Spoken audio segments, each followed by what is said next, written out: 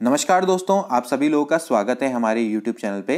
दोस्तों आज हम एक महत्वपूर्ण वीडियो लेकर आए हैं जो कि है आधारित MCQ शिक्षण अभिरुचि पर। ओके, आज के जो हमारे MCQ हैं दोस्तों वो होंगे शिक्षण दक्षता एवं संप्रेषण पर आधारित। तो चलिए वीडियो को स्टार्ट करते हैं और स्टार्ट करने से पूर्व मैं आपसे सभी से निवेदन है कि प्लीज़ इस वीडियो को पूरा देखिएगा, क्योंकि इसमें जो हम MCQ सॉल्व करेंगे ये आने वाले प्रवक्ता स्क्रीनिंग एग्जाम में काफ़ी उपयोगी सिद्ध होंगे। इस पर आपके डायरेक्ट क्वेश्चन भी आ सकते हैं और इनडायरेक्टली भी इनमें क्वेश्चन पूछे जा सकते हैं। ओके, तो चलिए वीडियो को स्टार्ट करते हैं। देखिए दोस्तों, इसमें पहला क्वेश्चन है ऑडियो कॉन्फ्रेंसिंग किसके अंतर्गत आयोजित की जा सकती है?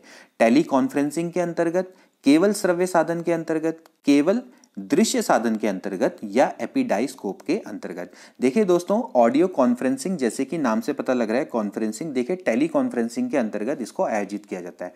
टेली कॉन्फ्रेंसिंग का मतलब ये होता है कि जब आपके डिफरेंट डिफरेंट प्लेस में बैठे हुए लोग आपस में कनेक्ट हो जाते हैं, okay, with the help of telephone, और या फिर हम कह सकते हैं संचार के माध्यम से या फिर वीडियो के माध्यम से भी कहेंगे। तो अगर वीडियो के माध्यम से कनेक्ट होंगे तो उसको क्या बोलेंगे दोस्तों? Video conferencing.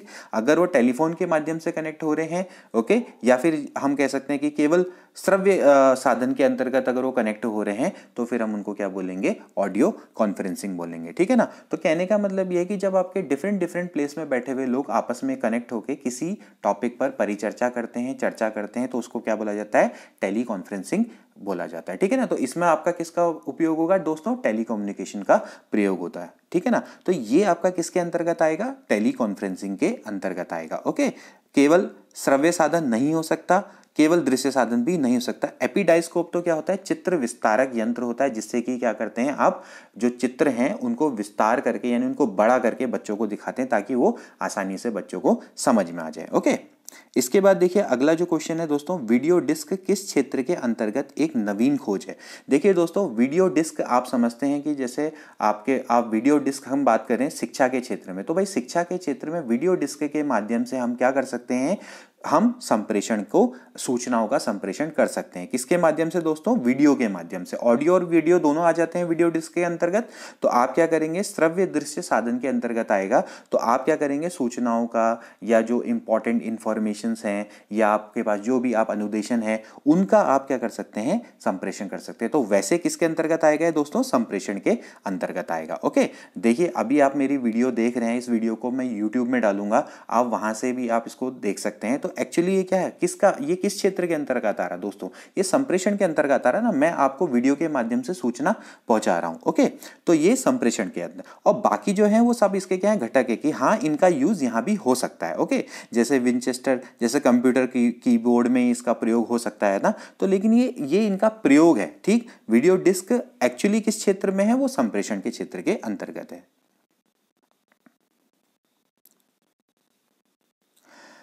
अगला क्वेश्चन है दोस्तों कि किसी कक्षा कक्ष स्थिति में कुछ नियम होते हैं जिनका अनुसरण हर विद्यार्थी और शिक्षक को करना होता है, ऐसे संचार को किसके अंतर्गत रखा जाएगा?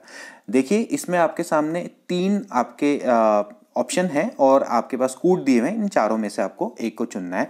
देखिए दोस्तों, मैं सिंपल सा नियम है, आपको जब किसी ऑफिस में भी कुछ प्रोटोकॉल्स होते हैं जिनको हमें फॉलो करना होता है। इसी तरह से जब आप कक्ष में जाते हैं या आप किसी विश्वविद्यालय में जाते हैं, कॉलेज में जाते हैं, तो वहाँ पर आपको जैसे टीचर हैं उनको भी कुछ नियमों का पालन करना होता है और जो छात्र हैं उनको भी कुछ नियमों का पालन करना होता है। तो वे जो नियम होते हैं वो पहले से ही लिखे हुए होते हैं, तो उनको आपने क्या करना होता है? फॉलो करना होता है। जैसे कि आपके स्कूल की टाइमिंग है, आपको स्कूल टाइम पर आना है, टीचर है तो टीचरों को भी टाइम पर आना है, टाइम पर उनको क्या करते हैं? अपना वादन लेना है। ठीक है ना? और छुट्टी का समय, जो भी चीजें हैं जैसे इंटरवल है, तो हर चीज आपकी क्या है? पहले से ही फिक्स है। तो उनको आप क्या बोलेंगे? औपचारिक संप्रेषण के वो अंतर्गत आएंगे, क्योंकि आप उनकी औपचारिकता निभाते हैं। बाकी सारी चीजें क्या होंगी? अनौपचारिक होंगी। ठीक है ना? तो इसमें अगर जो सही सटीक ऑप्शन बैठता है वो आपका केवल औपचारिक संप्रेषण बैठता है। तो इसका जो आंसर है वो केवल एक होना चाहिए। ओके, तो समझ में आ गया ना दोस्तों कि आपके जो पूर्व निर्धारित नियम है अगर आप उनका पालन कर रहे हैं तो वो आपका क्या आएगा? औपचारिक संप्रेषण के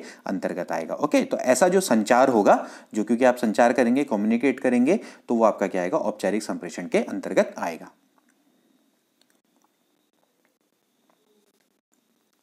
ओके, इसके बाद देखिए दोस्तों, अगला जो क्वेश्चन है वो लोक संप्रेषण से क्या अभिप्राय है। देखिए लोक संप्रेषण से क्या अभिप्राय है, इसमें आपके सामने 3 ऑप्शन दिए हुए हैं, फिर से आपको कोड बनाना है। तो देखिए सबसे पहले लोक संप्रेषण के बारे में आप समझिए। देखिए सूचनाओं, विचारों और जितने भी आपके मनोरंजन के से जो भी आपके जो सूचना विचार हैं और जो भी उपयोगी चीजें हैं, ठीक है ना, उन गतिविधियों का जब आप संप्रेषण के लिए आप संचार माध्यमों का प्रयोग करते हैं और उनको जन जन तक पहुंचाते हैं, वही आपका क्या कहलाता है दोस्तों, लोक संप्रेषण कहलाता है। ओके, तो इस तरीके से देखें तो इसका देखा जाए तो भाई जो पहला ऑप्शन है वो बिल्कुल सही है। ओके, यानी लोक संप्रेषण में आप क्या करेंगे, सूचनाओं, विचारों को, ठीक है, या आपके अवकाश का सदुपयोग, जो भी चीजें हैं, जैसा आपके प्रधानमंत्री भी हमारे मोदी जी भी मन की बात करते हैं, ठीक है ना, तो वो भी अपने सूचनाओं, विचारों का संप्रेषण करते हैं। या रेडियो में ही जैसे सपोज करो कोई विचार आ रहे हैं तो वो आपका क्या है, लोक संप्रेषण के अंतर्गत आता है, ठीक है ना। या फिर कोई आपकी मनोरंजन गतिविधियां हैं, और या भाई सीधी बात है, संचार के माध्यमों से आपने क्या करना है, जो अच्छी चीजें हैं उनके बारे में बताना है, ठीक है ना, तो जन जन तक व्यापक प्रसार करना है, तो वो आपका क्या आएगा, लोक संप्रेषण के अंतर्गत आएगा, ठीक है ना। अब ये दूसरा क्या कह रहा है कि भाई विचारों तथा भावनाओं की अभिव्यक्ति व्यक्तिगत रूप से आमने सामने रहकर करना, ये गलत है, क्योंकि इसमें जरूरी नहीं है कि आप आमने सामने रहे, ठीक है ना। तो यहां पर ये चीज आपकी गलत है, और संदेश पाने वाले व्यक्ति को आमने सामने होना आवश्यक नहीं है। तो ये भी दोस्तों वैसे तो यहाँ पर आवश्यक नहीं, यहाँ पर होना चाहिए आवश्यक होना चाहिए, देखा जाए तो, क्योंकि इस तरह से कोई कोटि नहीं बनेगा। तो यहाँ पर आपका क्या होगा, केवल एक इसका राइट आंसर है। वैसे देखा जाए तो 1 और 3 दोनों सही है, ठीक। तो लेकिन इसमें आपका संदेश पाने वाले व्यक्ति को आमने सामने हो चाहे नहीं हो, उससे कोई फर्क नहीं पड़ता है। मेन चीज जो लोक संप्रेषण है, हमें उससे हमारा मतलब होना चाहिए। यहाँ पर ये जो चीज दी हुई है दोस्तों की, इस ऑप्शन को आप ध्यान से देखना कि भाई जो संदेश पाने वाले व्यक्ति को आमने सामने होना आवश्यक है चाहे नहीं है, चाहे वो हो चाहे नहीं हो, इससे हमें कोई फर्क नहीं पड़ता है। हमें लोक संप्रेषण से मतलब होना चाहिए। भाई लोक संप्रेषण का मतलब ही यही है कि भाई सूचना, विचारों और जितने भी आपके अवकाश हैं, इनका सदुपयोग हेतु अगर हमने क्या करना है, या हमने मनोरंजन गतिविधियों का जो संप्रेषण है उसमें अगर हम संचार माध्यमों का प्रयोग करेंगे ताकि वो जन जन तक फैल जाए, तो वही आपका क्या है, लोक संप्रेषण। तो केवल एक इसका राइट आंसर है। ओके, इसके बाद देखिए दोस्तों, अगला क्या है कि वीडियो टेक्स्ट के अनेक लाभ होते हैं। टेक्स्ट गलत है, वीडियो टेक्स्ट होगा, ठीक है। अनेक लाभ होते हैं, निम्न में से कौन से लाभ के बारे में कथन असत्य है। ओके, आपको बताना है कि यह इसमें से कौन सा भाई असत्य है। ओके, यह रेडियो या टीवी से अच्छा है क्योंकि इसमें समय सारणी का कोई बंधन नहीं, बिल्कुल सही है ना। देखिए आप मेरी जो वीडियो देख रहे हैं, ये आप जब भी चाहें तो आप चाहें तो अभी देख लो या फिर कल देख लेना इसको, ठीक है ना। तो भाई सीधी बात है, भाई रेडियो में अगर कोई चीज़ आ रही तो भाई उसका टाइम फिक्स है। प्रधानमंत्री मोदी जी के मन की जो बात है वो तो उसका टाइम फिक्स होगा, तो उसी समय पर उसका प्रसारण होगा। हालांकि वैसे तो उसका भी खैर बाद में दोबारा से प्रसारण हो जाता है, लेकिन अगर आप लाइव प्रसारण की बात करेंगे तो इस तरह से भाई टीवी में भी कोई शो आने वाला तो उसका भी फिक्स टाइम होता है, ठीक है ना। तो भाई वीडियो अगर आपको भेज दी जाए तो आपका जब मन होगा तब आप उसको देख सकते हैं, ठीक है। इसके बाद यह सामान्य सूचनाओं की जानकारी प्रदान करने का अच्छा साधन है, बिल्कुल सही है, ठीक। इस प्रणाली में शिक्षक और छात्र दोनों के मध्य अंतःक्रिया संभव नहीं है, बिल्कुल गलत। आप और मैं, हम आपस में इंटरेक्टिविटी कर रहे हैं, नहीं कर रहे हैं, आप मुझे मैसेज कर लेते हैं और मैं आप उनका आंसर भी देता हूँ वीडियो में ना दे पाऊँ तो, लेकिन फिर भी उसके बाद आप वीडियो के नीचे कमेंट तो आप कर ही लेते हैं ना, तो इंटरेक्टिविटी तो हो ही जाती है, तो बिल्कुल गलत है। तो यही आपका सत्य। दूरस्थ शिक्षा के क्षेत्र में प्रणाली अत्यंत उपयोगी है, बिल्कुल सही है, दूरस्थ क्षेत्र शिक्षा तो हो ही रही है ना। तो इसका मतलब है कि ऑप्शन नंबर सी आपका राइट है कि वो आपके लाभ में असत्य है। ओके, चलिए नेक्स्ट क्वेश्चन।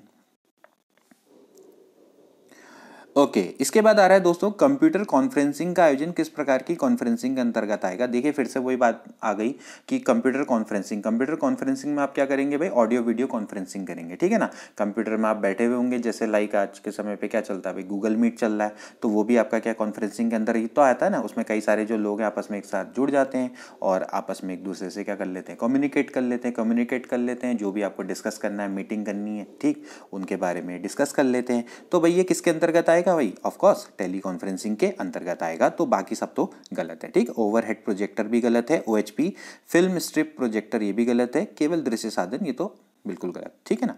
इसके बाद देखिए अगला क्या है, अदा, प्रक्रिया और प्रदा, ये मुख्यतः किसके भाग है। अदा का मतलब होता है दोस्तों इनपुट, फिर प्रक्रिया मतलब प्रोसेस, और प्रदा मतलब ये हो जाएगा आउटपुट, ठीक है ना। तो इनपुट प्रोसेस और आउटपुट किस में होता है भाई? कंप्यूटर में होता है, ठीक है ना। इनपुट यानी जैसे सपोज करो आपके पास क्या है, कीबोर्ड है या माउस है, आप उसे क्या करेंगे? इनपुट डालेंगे। फिर उसके बाद क्या होगा भाई? सिस्टम यूनिट या सीपीयू में आपकी प्रोसेस होगी, और उसके बाद आपका क्या होगा? मॉनिटर में वो चीज़ दिखाई देगी, तो क्या हो जाएगा? आउटपुट हो जाएगा। तो मॉनिटर किसके अंतर्गत आएगा? वो वीडियो डिस्प्ले यूनिट है, तो वो किसके अंदर, वो किसको शो करेगा दोस्तों? आउटपुट को शो करेगा, ठीक हो गया। तो ये अदा प्रदा और प्रक्रिया और प्रदा, ये आपके क्या है? किसके भाग है? कंप्यूटर के भाग है, ठीक है ना। अगला, ठीक हो गया भाई। अगला क्वेश्चन उसी पे आ गया, विजुअल डिस्प्ले मॉनिटर, ठीक है ना। ये किसके अंतर्गत आता है? तो जो आपका मॉनिटर है वो आपका है क्या? वो मॉनिटर ही है जो जिस पर आपको दिखाई देता है। तो वो क्या आता है बताओ दोस्तों? अभी हमने डिस्कस किया, वो किसके अंतर्गत आएगा? वो आएगा आउटपुट के अंदर। तो आउटपुट एक्चुअली क्या होता है? प्रदा होता है, तो प्रदा यानी बी के अंतर्गत ये आएगा। ओके, तो इसका जो राइट ऑप्शन है दोस्तों वो आपका कितना है? बी है। ओके, इसके बाद देखिए दोस्तों, जो नेक्स्ट क्वेश्चन है उसके बारे में भी देख लेते हैं। मौखिक, आपने निम्नलिखित कथनों पर विचार करना है और बताना है कि कौन सा चारों में से राइट ऑप्शन है। देखिए पहला क्या है? मौखिक संप्रेषण में सूचनाओं का आदान प्रदान नहीं होता है। ओके, बिल्कुल गलत है ना। मौखिक संप्रेषण में सूचनाओं का आदान प्रदान नहीं होगा, तो भाई किस में होगा? सबसे पहले तो मौखिक संप्रेषण में होता है ना। वैसे तो देखा जाए तो सूचनाओं का आदान प्रदान आप कैसे कर सकते हैं? मौखिक और लिखित, ठीक है ना। तो मौखिक में तो आप करेंगे ही करेंगे भाई। टीचर है, टीचर अगर बच्चों को पढ़ा रहा है तो वो कैसे करेगा? मौखिक संप्रेषण से ही तो सूचनाओं का आदान प्रदान करेगा ना, ठीक हो गया।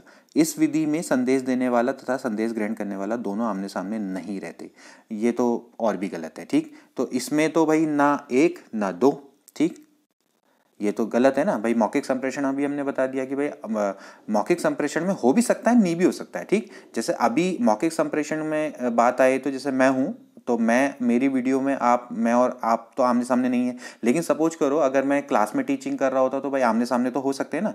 तो मौखिक संप्रेषण में हो भी सकता है और नहीं भी हो सकते हैं, तो नहीं रहते तो बिल्कुल सही नहीं है ना, हो भी सकते हैं, ठीक। तो इसका मतलब है ना तो एक और ना तो दो, तो गलत है।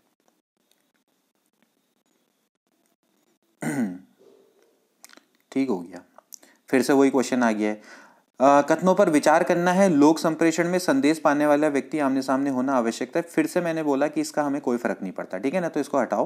तो लोक संप्रेषण का अभिप्राय सूचना, विचारों तथा अवकाश के सदुपयोग हेतु मनोरंजन गतिविधियों का संप्रेषण संचार माध्यमों द्वारा जन जन तक प्रसार, व्यापक प्रसार करना है। तो बिल्कुल सही, इसका सिर्फ बी होना चाहिए, तो केवल बी यानी केवल 2 इसका राइट आंसर है। तो बी इसका राइट आंसर है। ओके, इसको हमने डिस्कस के लिए तो बार बार डिस्कस करने की आवश्यकता नहीं। ओके, नेक्स्ट, निम्न में से नक्शे का कौन सा कार्य है? देखिए नक्शा आपको पता ही है भाई, नक्शे का उपयोग किस लिए किया जाता है भाई।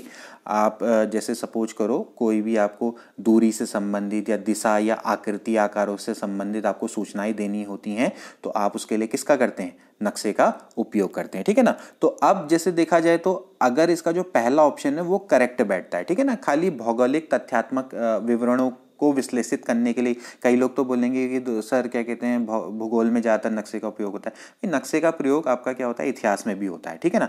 तो हम देख सकते हैं कि भाई सिर्फ क्या कहते हैं, अगर आपको दूरी करनी है पता है, दिशा है, आकृति है या आकार है, उसमें भी कई जगह पर आपका क्या होता है? नक्शों का प्रयोग होता है, ठीक है ना। और वैसे भी आप देखें तो भाई नक्शे का तो जो प्रयोग है वो काफ़ी व्यापक है, ठीक। आप मैथ्स में भी आपका क्या होता है कि मैप का प्रयोग होता है, ठीक। तो कई जगह पर आपके क्या होते हैं, जो नक्शे हैं उनका प्रयोग होता है। तो यहाँ पर आप इस चीज़ को ध्यान में रखना है, ठीक है ना।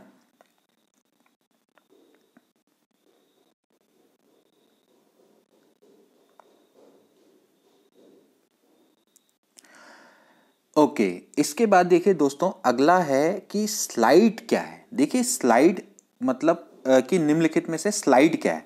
देखिए स्लाइड के बारे में अगर हम डिस्कस करें, अगर मैं यहाँ पर देखिए स्लाइड आप दो तरह की होती है, इसमें कंफ्यूज मत करिएगा। वैसे मेरी जो वीडियो है शिक्षण जो तकनीकी जो शिक्षण, जो अभी इससे पहले जो हमारी ऑडियो वीडियो वाली जो वीडियो आई थी, जिसमें आपका शिक्षण संप्रेषण पर जो आधारित जो वीडियो है, आप वहाँ पर जाके देख सकते हैं।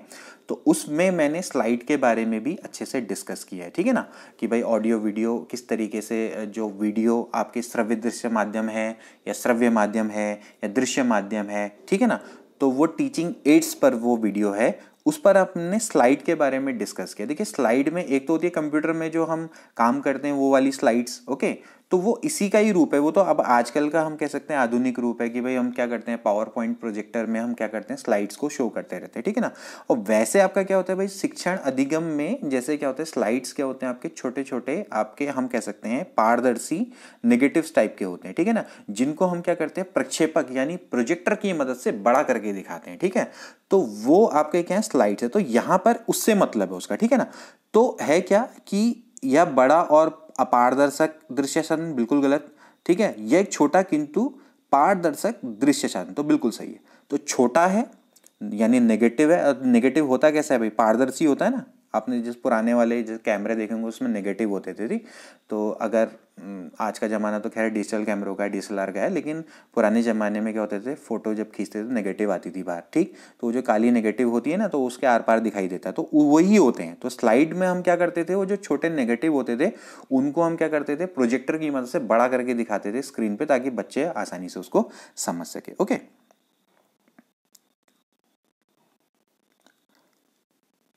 ठीक हो गया। अब नेक्स्ट क्वेश्चन देखिए, कंप्यूटर के कितने प्रमुख भाग होते हैं। ओके अब इसमें जैसे दे रखा है 120, 48, ये तो बिल्कुल ही गलत टाइप के ऑप्शन दे रखे हैं इसमें। देखिए दोस्तों वैसे कंप्यूटर के अगर देखें तो 5 भाग होते हैं। मैं आपको अपनी तरफ से बताता हूँ, कंप्यूटर के प्रमुख 5 भाग होते हैं, ठीक। पहला होता है आपका input output, okay, input output यानी अभी जो हमने डिस्कस किया भाई अदा प्रदा वाला, ठीक है। तो इनपुट आउटपुट में आपको पता है कि भाई कौन कौन से आएंगे। इसके बाद आएगा भाई सिस्टम यूनिट्स। सिस्टम यूनिट यानी कि जहाँ पर प्रोसेसिंग होती है, जिसको हम सीपीयू के नाम से भी जानते हैं, ठीक है ना। इसको हम जो कंप्यूटर है, कंप्यूटर का मस्तिष्क बोलते हैं, ठीक है ना। इसके बाद जो अगला भाग आएगा वो आएगा मेमोरी, ठीक है ना। मेमोरी का मतलब है कि जहाँ पर हम कंप्यूटर में मेमोरी को सेव करते हैं। तो जैसे इसमें रीड रोम और क्या कहते हैं, रीड ओनली मेमोरी आती है, रोम आती है, ठीक है ना। तो इसको आप ध्यान में रखेंगे, ठीक। इसके बाद आती है देखो दोस्तों स्टोरेज यूनिट। स्टोरेज यूनिट का मतलब होता है कि जहां पर हम कंप्यूटर में बाहर से हम कोई चीज़ों को स्टोर कर लेते हैं, ठीक है ना। जैसे जहां पर आप कोई भी आपका जो डाटा है उसको आप स्टोर करते हैं, जैसे फॉर एग्जांपल आपका क्या आता है, हार्ड डिस्क ड्राइव, ओके, ठीक। तो इसमें आपका क्या आता है, स्टोरेज यूनिट के अंतर्गत आता है, जैसे एसडी में, ठीक है ना। और वैसे और इसके बाद क्या होता है, संचार। संचार में आपका क्या आएगा, जैसे जैसे आप सपोज करो कि कोई चीज़ है इंटरनेट का माध्यम है, जैसे मॉडेम है, ठीक, तो वो संचार में आएगा। अब वैसे अगर देखा जाए प्रैक्टिकली अगर आप देखा जाए तो भाई चलो हार्ड डिस्क ड्राइव को भी हटा दो और संचार को भी हटा दो, तो 3 चीज़ें तो कंप्यूटर के अंतर्गत होती ही होती हैं, ठीक है ना।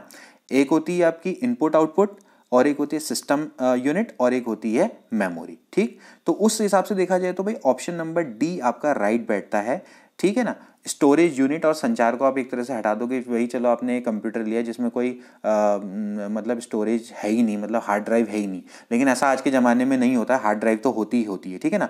और चलो आप मॉडेम का भी यूज़ नहीं कर रहे हैं, आप क्या कहते हैं कि आपका कंप्यूटर है बस खाली आपने क्या कहते हैं स्टोरेज के लिए रख रखा है, या चलो जो भी आप मतलब जो कंप्यूटर है उसका आप इंटरनेट यूज़ ही नहीं करते हो चलो उसमें, ठीक है ना। तो हम ये उसको भी हम कुछ देर के लिए मान लेते हैं। लेकिन आज के ज़माने में दोस्तों वैसे कंप्यूटर के 5 भाग तो बड़े इंपॉर्टेंट होते हैं। इनपुट आउटपुट, सिस्टम यूनिट जहाँ पर प्रोसेसिंग होती है, दूसरा आपका तीसरा होता है मेमोरी। मेमोरी में आपके क्या होंगे, रैम और रोम आएंगे, ठीक है ना। और इसके बाद क्या आएगा, स्टोरेज यूनिट, और फिर आता है संचार यानी कम्युनिकेशन। क्यों भाई, कंप्यूटर का जो आजकल सबसे इंपॉर्टेंट यूज़ तो वही है ना कि आप कम्युनिकेशन करते हैं। भाई कंप्यूटर में इंटरनेट नहीं है तो किस काम का हो, ठीक। ओके इसके बाद देखिए दोस्तों, कलकत्ता रेडियो स्टेशन से स्कूल पर प्रसारण सर्वप्रथम किस वर्ष में हुआ। 1837, 1937। देखिए दोस्तों इसमें भी कुछ गड़बड़ है, यहाँ पर होना चाहिए 1927, ठीक है ना। देखिए दोस्तों कलकत्ता और बम्बई से सबसे पहले हम कह सकते हैं रेडियो स्टेशन से स्कूल पर प्रसारण हुआ था, ठीक है ना।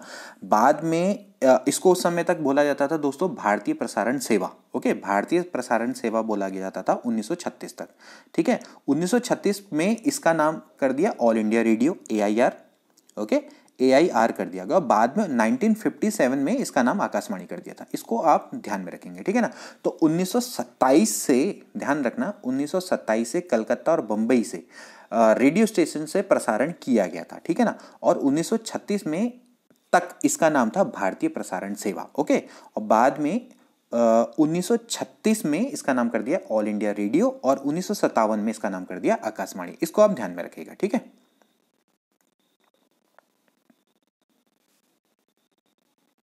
ओके नेक्स्ट क्वेश्चन है, देखिए कंप्यूटर एक हार्डवेयर उपागम है जिसमें कार्य करने के लिए सॉफ्टवेयर उपागम का प्रयोग किया जाता है। बिल्कुल सही, कंप्यूटर एक हार्डवेयर यानी एक मशीन है और जिसमें आपके क्या होता है, सॉफ्टवेयर उपागम का प्रयोग किया जाता है। उसमें सॉफ्टवेयर नहीं होंगे तो कंप्यूटर तो किसी काम का ही नहीं है ना। बिल्कुल सही है, कंप्यूटर एक इलेक्ट्रॉनिक साधन है, ये भी सही है। तो दोनों आपके सही हैं, तो इसका आंसर क्या होना चाहिए, 1 और 2। कंप्यूटर आपका एक हार्डवेयर उपागम भी है और इसमें सॉफ्टवेयर का प्रयोग किया जाता है और ऑफकोर्स ये आपका कैसा है, इलेक्ट्रिक डिवाइस है। ओके, बिना इलेक्ट्रिसिटी के चलेगा ही नहीं ना।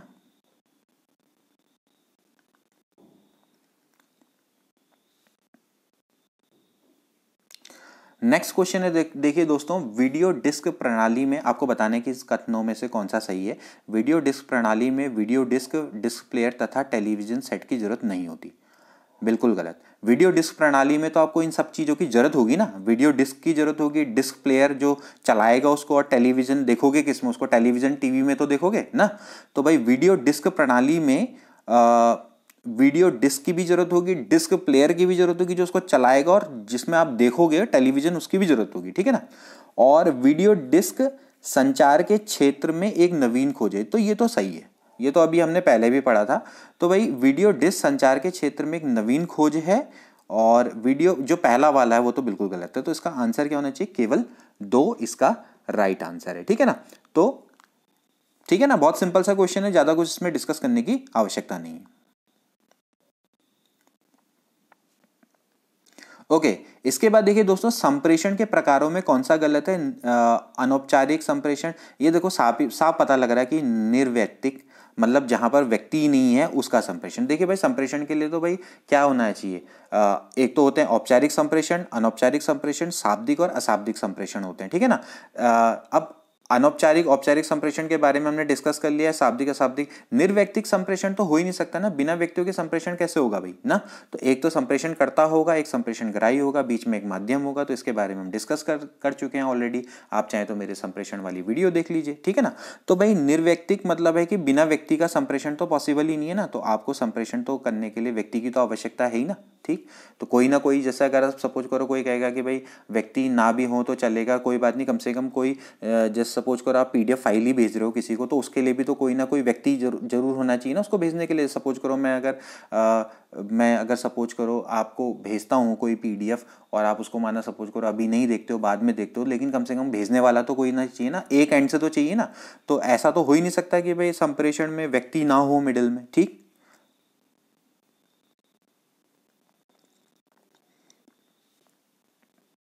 इसके बाद देखिए दोस्तों, अगला है, निम्न में से डायग्राम का अच्छा उदाहरण कौन सा है। किसी भी आंकड़ों का सटीक वर्णन, किसी पदार्थ की आकृति का रेखाओं द्वारा किया गया चित्रण, सही आंकड़ों को इकट्ठा करना, जनसंख्या का आंकड़ा देना। तो भाई डायग्राम का मतलब ही यही होता है कि भाई आप किसी पदार्थ की आकृति का रेखाओं के द्वारा चित्रण करते हैं। तो भाई डायग्राम में आप यही तो बनाते हैं ना। डायग्राम का मतलब क्या होता है कि किसी आप पदार्थ का चित्र बनाओ रेखाओं के द्वारा, ठीक। तो भाई वही आपका क्या होता है, डायग्राम होता है। बड़ा इंपॉर्टेंट है, किसके अंतर्गत आता है दोस्तों, दृश्य साधन के अंतर्गत आता है। ओके,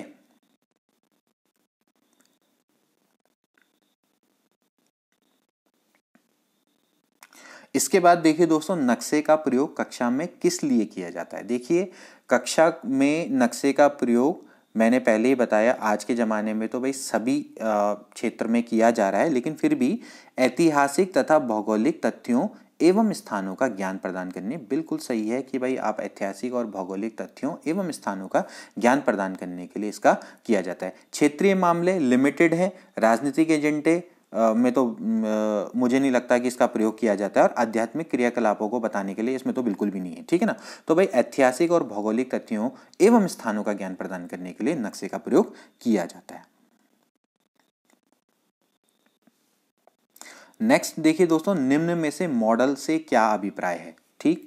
अब मॉडल से क्या अभिप्राय है, तो देखिए पहला, मॉडल को बनाने के लिए स्लाइड की आवश्यकता होती है, गलत, ठीक। बहुत बड़ी वस्तु और बहुत छोटी वस्तु जैसे हवाई जहाज एवं बैक्टीरिया के बारे में ज्ञान देने के लिए उसका प्रतिमान प्रदर्शित करना, बिल्कुल सही। देखिए मॉडल का उपयोग ही ये है। देखिए अगर आप मॉडल का उपयोग, जैसे हमने पिछली हमारी जो वीडियो है टीचिंग एड्स, उसमें भी हमने इसके बारे में डिस्कस किया कि भाई मॉडल से हम क्या करते हैं।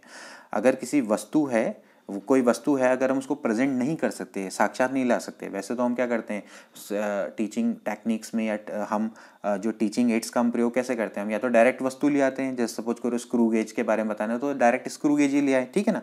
लेकिन सपोज करो अगर हमें किसी बड़ी वस्तु के बारे में बताना है, लाइक जैसे इन्होंने कहा कि भाई हवाई जहाज है, या सपोज करो ज्वालामुखी है, तो हम क्या करेंगे भाई, उसका हम क्या लेंगे, मॉडल ले आएंगे, ठीक है ना। किसी पदार्थ की अगर हमें संरचना के बारे में बताना है, उसकी कार्य प्रणाली के बारे में बताना है, उसकी प्रकृति के बारे में बताना है, तो हम क्या करते हैं, उसका मॉडल बनाते हैं, ठीक है ना। और इसी तरह से देखो, किसी बड़ी वस्तु को नहीं ला सकते तो भाई किसी छोटी वस्तु जैसे लाइक बैक्टीरिया को भी हम दिखा नहीं सकते भाई, तो हमने क्या कर दिया भाई, बैक्टीरिया का एक मॉडल बना दिया भाई। बैक्टीरिया तो बहुत छोटा था, लेकिन उसका मॉडल थोड़ा क्या बना दिया, बड़ा बना दिया, ताकि बच्चों को अच्छे से वो समझ में आ सके। ओके, तो यहां पर जो मॉडल है उसे क्या अभिप्राय है, ये आपका बी ऑप्शन राइट है। ओके ओके, इसके बाद देखिए, संचार के अनेक कार्य हैं, निम्न में से कौन सा कार्य नहीं है। ओके, इसके बाद देखिए, संचार में संदेश प्रेषित करना आवश्यक होता है, बिल्कुल सही है, उसके बिना तो संचार ही नहीं है। संचार एक गत्यात्मक प्रक्रिया है, बिल्कुल ये डायनेमिक प्रोसेस है, ठीक। इनके माध्यमों में रेडियो नहीं आता, बिल्कुल गलत, ठीक है ना। और इसमें अंतःक्रिया होना आवश्यक है, भी बिल्कुल सही। तो इस तरह से जो गलत है वो राइट है, ठीक है ना भाई। संचार में रेडियो नहीं होगा तो क्या होगा, तो भाई रेडियो के माध्यम से ही तो सबसे ज्यादा संचार होता है ना, ठीक। तो रेडियो संचार में आता है। ओके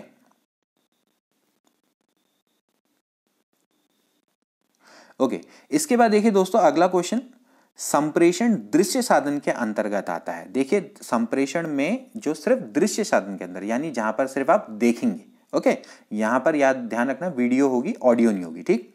तो सबसे पहले देखिए, फिल्म स्ट्रिप प्रोजेक्टर, बिल्कुल सही, पहला ही ऑप्शन बिल्कुल राइट हो गया। फिल्म स्ट्रिप प्रोजेक्टर में आप क्या करते हैं, स्ट्रिप जो होती है, स्लाइड्स टाइप की, आप क्या करते हैं, दिखाते रहते हैं, ठीक। तो प्रोजेक्टर के माध्यम से वो सिर्फ क्या होती हैं, दृश्य होती हैं, मतलब उसमें ऑडियो नहीं होती है। वीडियो डिस्क, उसमें तो ऑफकोर्स ऑडियो भी होती है, वीडियो भी होती है। टेलीविजन में ऑडियो वीडियो दोनों होती है। टेप रिकॉर्डर में खाली क्या होती है, ऑडियो होती है। तो इसका मतलब है कि दृश्य साधन में देखना है तो फिल्म स्ट्रिप प्रोजेक्टर। ओके, इसके बाद देखिए नेक्स्ट क्वेश्चन में क्या दिया हुआ है, संप्रेषण के अमुद्रित माध्यमों के अंतर्गत श्रव्य दृश्य साधनों में आते हैं। ओके, अमुद्रित माध्यम का मतलब वही है, जैसे कि मैंने पहले बोला, लिखित या अलिखित, मतलब जिसको नहीं लिखा हुआ है, ठीक है ना। तो संप्रेषण में जैसा कि आपका कोई चीज अगर नहीं लिखी हुई है तो उसके अंतर्गत कौन आएगा, ठीक है ना। तो देखिए, सबसे पहले देखिए, मुद्रित में मतलब क्या होगा, आपका क्या होगा, लिखित होगा, ठीक। तो टेली कॉन्फ्रेंसिंग में कुछ भी लिखित नहीं होता है। टेली कॉन्फ्रेंसिंग में तो आपका क्या होता है कि भाई आप वीडियो या ऑडियो के माध्यम से भिन्न भिन्न स्थानों में जो बैठे हुए व्यक्ति होते हैं वो आपस में कनेक्ट हो जाते हैं, ठीक।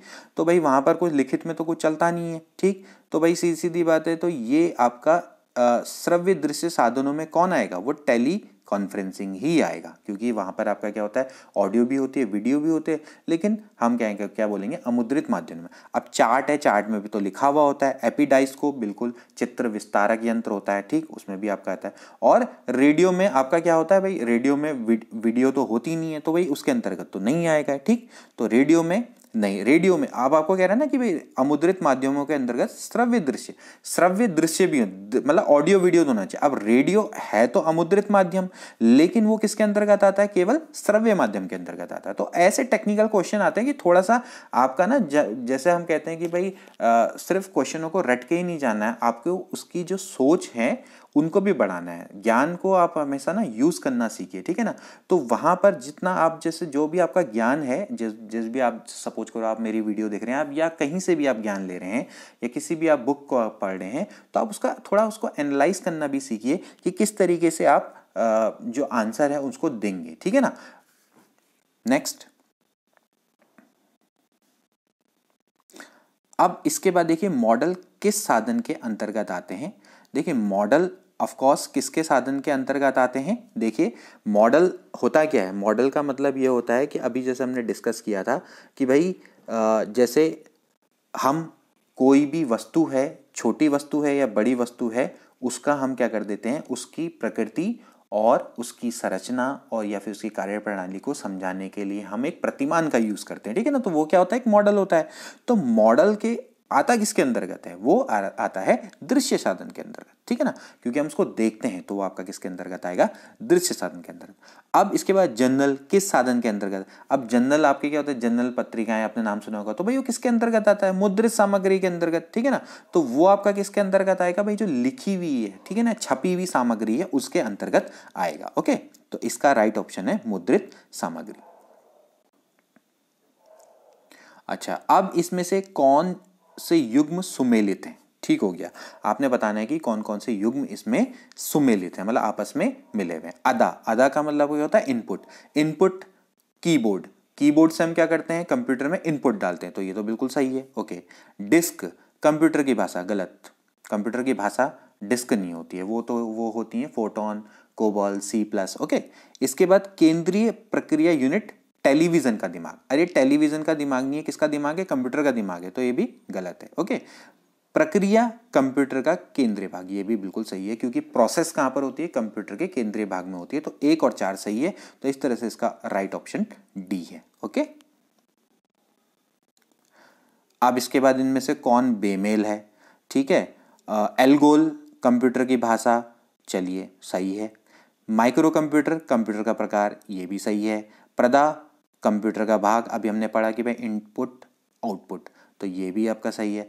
विंचेस्टर डिस्क ड्राइव, यानी हम बोल सकते हैं एसडीडी यानी hard disk drive, hard disk drive भी आपका क्या होता है, कंप्यूटर का भाग होता है, अभी हमने डिस्कस किया है। टेलीविजन का प्रकार दे रखा, जो कि गलत है, तो इस तरीके से देखा जाए तो भाई यही आपका क्या है, राइट आंसर है, ये आपका बेमेल है, ठीक, तो इसका ऑप्शन नंबर डी आपका क्या है, राइट है। ओके, अब निम्न में से कौन सही सुमेलित है, निम्न में से कौन आपने बताना है सही सुमेलित है, एपीडाइस्कोप दृश्य साधन, स्लाइडर श्रव्य साधन, कंप्यूटर दृश्य साधन, और डी आपका दे रखा है रेडियो श्रव्य दृश्य साधन। देखिए इसमें कौन सा सही है, एपीडाइस्कोप मैंने क्या बोला, चित्र विस्तारक यंत्र, इसमें हम सिर्फ चित्रों को देखते हैं, तो ये दृश्य साधन के अंतर्गत आता है, बिल्कुल सही है। स्लाइडर श्रव्य, स्लाइडर में भी हम दृश्य देखते हैं, तो वो श्रव्य में तो आ ही नहीं सकता, ठीक है ना। कंप्यूटर दोनों आता है, ऑडियो वीडियो दोनों आती है। रेडियो तो खाली आपका क्या होता है, श्रव्य होता है, ठीक, तो इस तरह से एपीडाइस्कोप बिल्कुल सही है। इसके बाद देखिए अगला क्वेश्चन दोस्तों, वीडियो कॉन्फ्रेंसिंग से कौन से लाभ हैं, ठीक है, इसके लाभ को देख लेते हैं। इस प्रणाली के द्वारा अनुदेशन सामग्री के स्तर को सुधार लाया जा सकता है और उसे उच्च कोटि का बनाया जा सकता है। ओके, पहला ऑप्शन ही सही है। यह विधि दूसरी विधियों से अधिक खर्चीली है, चलिए ठीक है। यह एक कठोर प्रणाली है जिसमें संशोधन नहीं किया सकता। इस विधि के द्वारा बाहरी अध्ययन केंद्रों से संपर्क नहीं बना सकता। तीनों ऑप्शन ये आपके नीचे के गलत हैं। यहाँ पर आपका ये पहला जो ऑप्शन है वो बिल्कुल राइट है। इसके आपको लाभ बताने हैं। ये विधि दूसरी विधियों से अधिक खर्चीली है, ये इसका लाभ तो नहीं है, ओके, तो ये इसकी हानि है एक्चुअली ना। तो आपको बताना है कि इसके कौन कौन से लाभ हैं, ठीक है ना। तो लाभ इसके क्या क्या है, इस प्रणाली के द्वारा अनुदेशन सामग्री के स्तर में सुधार लाया जा सकता है, ठीक है, और उसे उच्च कोटि का बनाया जा सकता है, बिल्कुल सही है।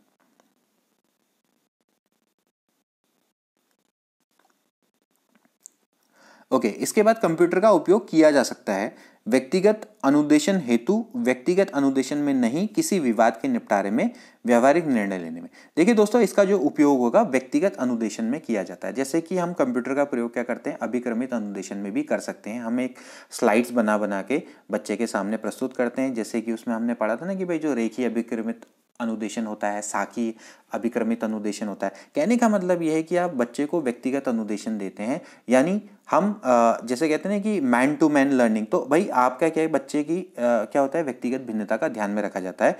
तो आप पर्सनल आप अनुदेशन दे सकते हैं। आप कंप्यूटर के आगे बैठे हैं, ठीक है ना, तो कंप्यूटर का उपयोग आप कर रहे हैं, तो आप अगर मेरी वीडियो उसमें देख रहे हैं तो आपका एक तरीके से व्यक्तिगत अनुदेशन हो रहा है, क्योंकि आपको पर्सनल जानकारी मिल रही है। तो ठीक है ना, तो पर्सनल आपको क्या मिल रहा है, अनुदेशन मिल रहा है, तो व्यक्तिगत अनुदेशन के अंतर्गत आता है। तो व्यक्तिगत अनुदेशन में तो बिल्कुल इसका उपयोग किया जाएगा, ओके, यानी आप पर्सनल एक तरीके से ज्ञान प्राप्त कर रहे हैं, ठीक है, या इंफॉर्मेशन प्राप्त कर रहे हैं।